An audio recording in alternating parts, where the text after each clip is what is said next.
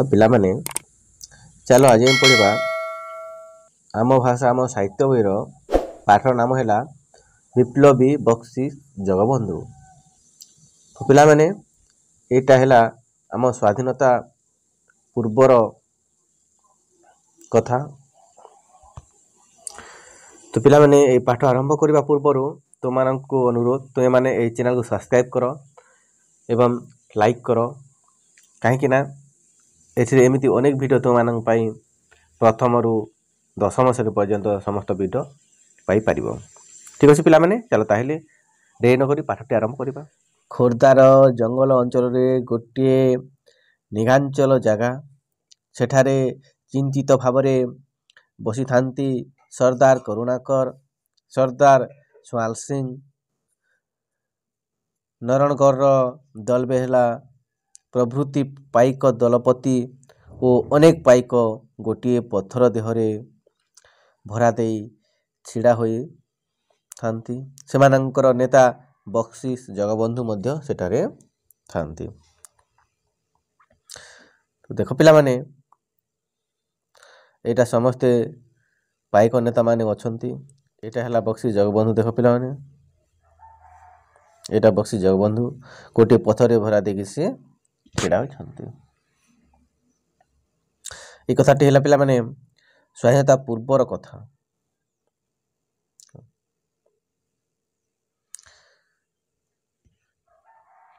देखो सुआल सिंह कहूँ पिला माने देख दीर्घ निश्वास पकाई ना आउ चिंता करी की लाभ। भारतर प्रत्येक राज्य आज इंग्रेज अधिकार रे ओडिशा रे ही केवल आमे वर्ष वर्षकार तांक विरोध रे युद्ध करी आसु अछु। खोर्धा को छाड़ीदेले ओडिशार सबु अंचल को इंग्रेज माने दखल करिलेनी। केते दिन आउ एकाकी खोर्धा सेमानंकु अटकई पारिबो। पिला माने देखो सुआल सिंह गोटे दीर्घ निश्वास पकाई कहला आउ चिंता करी किसी लाभ नहीं। भारतर प्रत्येक राज्य को तो इंग्रेज माने निज अधिकार करी शासन करछंती। कोन हमरे खोर्धा जिला खाली तांको अधीन रे वर्तमान नाही। और आम से खाली गोटे खोर्धा केमिति विरोध करि पारिबा बोली के कहूची सुआल सिंह कहूची ता संभव बोली से सुआल सिंह कहूची। देखो से पाखरे किए थांती बक्सी जगबंधु। बक्सी जगबंधु कहले देखो कौन कहते बक्सी जगबंधु देख दृष्टि फेराई तेबे तुमे कौन करबा को चाह सुआल सिंह। तेबे से सुआल सिंह को चाहि कहले बक्सी जगबंधु ताहे तुमे कौन कहबा को चाहूछ सुआल सिंह। सुआल सिंह तो कहला भारतर कोटी कोटी लोक जेते बेले इंग्रेज शासन को मानि लेलेनी अल्प केते हजार पाइक इंग्रेज माननकु हटाई पारिबा संभव की। सुआल सिंह कहले बक्सी जगबंधु के भारत समस्ते कोटी कोटी लोक तो इंग्रेज शासन को स्वीकार कले ना और आमे कौन केते हजार लोक खाली आमे से मानक हटाई पारिबा की बोली सुआल सिंह कहउछंती। से सही सभा थांती करुणाकर से कहले संभव निश्चय संभव। फिर सुआल सिंह कहले देखो ना नुहे कदापि संभव नुहे बोली सुआल सिंह पुणी कहले। से पाखरे जड़े से सभारे जड़े पाइक थांती से कहले कदापि नुहे तेबे कौन आम इंग्रेज को पाखरे शरण पशिबू या तुमर इच्छा कि सुआल सिंह बोली जड़े पाइक से मध्यरु कहले। पुणी देव करुणाकर कहले ना ना ना ता होई पारी ना। सूर्य पश्चिम दिगरे उदय हेले मध्य ताहा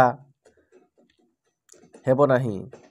जातिर सम्मान रक्षा पाई केते जे पाइकंक मस्तक युद्ध भूइरे गड़ी नाही ना एबे भी कौन से मानकर मस्तक गड़ू नाही। एते चंचल कौन भूली गल वीर नेता जयराज गुरु को फांसी दिया बर गछरे झुले ताहांकु निर्दय भाव हत्या करथिले इंग्रेज माने। एसब कौन मन नाही तुमर सुआल सिंह। पुणी देख सुआल सिंह कहउछंती मने अछि सरदार सबू मने अछि किंतु आमर अवस्था जे आज खराब।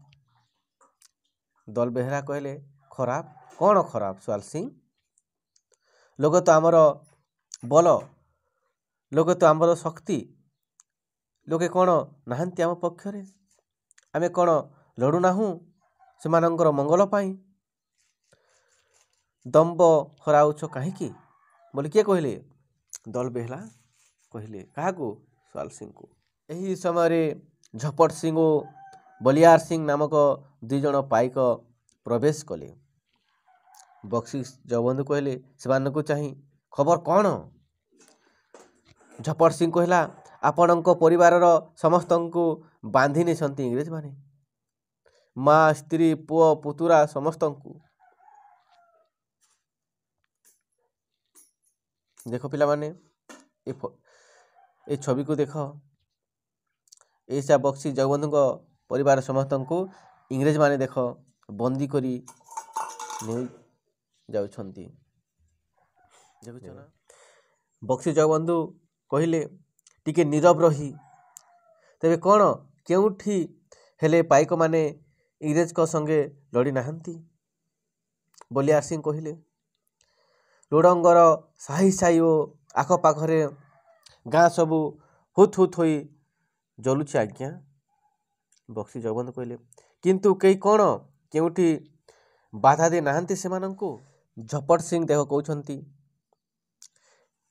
देउछंती आज्ञा से दिन लेम्बेई प्रगणारे इंग्रेज मानंकर तोप गर्जी उठिला आमर दल को दल पाइक गुडी गोला को खातिर न करी सेमानंकु आक्रमण कले केते पाइक गोलीमाड़ रे भूइले लोटी गले आउ जड़े पाइक पहाड़र कंदी बाटे बुली पड़ी तीर माड़ी गड़ाई देले इंग्रेज सैन्यंकु। सेथिपाई अवस्था संभाली होईगला नहेले दल बेहला कहले नहेले बयाल सिंह पुणी कहले नहेले आमर आहुरी केते जे पाइक प्राण हराई थांते बंदूक नहीं कमान नहीं गुलीगोला बारूद नहीं। सुआल सिंह कहले शुण शुण शुण समस्ते मुझे कहूथिली अवस्था शोचनीय बुझ एबे ताहा सत कि नुहे ना उपाय नहीं। जगबंधु कहले गंभीर भाव जोर सहित कहले असी उपाय अच्छी सुआल सिंह। सुआल सिंह कहले खाली उपाय थे कौन हम बक्सी अस्त्र कहीं।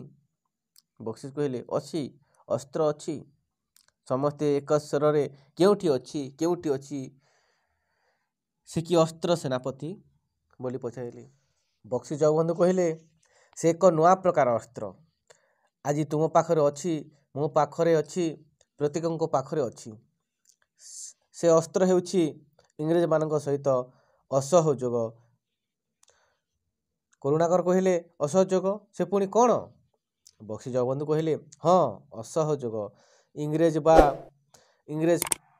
पक्षर जड़े हेले काहारी सहित आम कौन संपर्क रखा ना। इंग्रेज माने आम ठारू कर आदाय करी सही धन रे आम विरोध रे लड़े करुछंती आमरी क्षेत्र शस्यर पूर्ण करुछंती तांकर खाद्य आज ठारू सेमानंकु गोटे सुधा कोड़ी देबा नहीं आमर विश्वाय जमी रे मध्य रंगर गार करिबा नहीं पड़ू वर्ष वर्ष काल समस्त जमी पड़िया पड़ू लोके ग्राम रे थिबारु सिना सेमानंक उपरे इंग्रेज माने अत्याचार करुछंती परिवार घनी समस्ते चाल जंगल को चली जीवा एणिकी देखिबा इंग्रेज पक्षर लोके केही जेतेबेले मुठाए अन्न की टोपाए पानी केउठाए न पांती। करुणाकर कहले एते एक नुआ कौशल वास्तव रे यह यदि सफल हुए। बक्सी जगबंधु कहले हेबो हेबो निश्चय सफल हेबो सरदार इंग्रेज एणिकी काहा ठारू कर आदाय करिबो करू काहार फसल नेबो नेउ काहा उपरे अत्याचार करिबो करू देखी विचार करी देख समस्त देख विचार कर बोली के कहले। बक्सी जगबंधु कहले दल बेहरा कहले विचार आउ कौन बक्सीस यह तो शेष निष्पत्ति। करुणाकर कहले बेस ताहेले आज ठारू एही नुआ युद्ध आरंभ हेउ। ବକ୍ସିସ୍ କହିଲେ ଆମେ ଏଇ ପନ୍ଥାରେ ଦୃଢ଼ ରଖିଲେ ଦିନେ ଇଂରେଜମାନେ ଭାରତ ଛାଡ଼ି ଚାଲିଯିବାକୁ ବାଧ୍ୟ ହେବେ ବୋଲି ବଗିଚା